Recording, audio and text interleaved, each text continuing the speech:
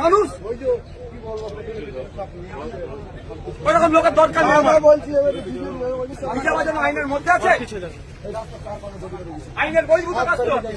আর বড় ভাইজান কতবার বলো এরকম করবে না। এই যারা আছে এই গাড়িতে তারা সিধে বাড়ি চলে যাও, তার ভোট আমার লাগবে না।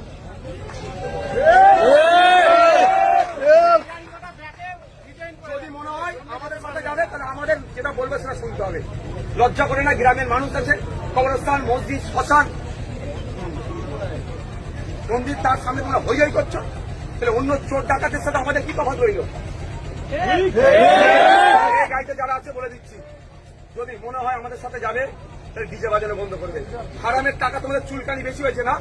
এটা করতে গেলে 8-10 টাকা খরচ হয়েছে। আর 4টে ফ্ল্যাগ কিনতে বললে তখন তোমরা কিনতে পারোনি। হারামের টাকা তখন বেশি বেরিয়ে যায়। এটা কি কাজে লাগবে? মানুষ আরো রাগ হবে এটা বাজালে তোমার দেখলে।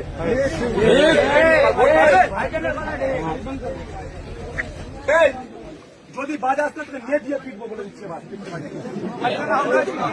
গাড়ি ছেড়ে দিতে, গাড়ি ছেড়ে দিতে চলে যাবে।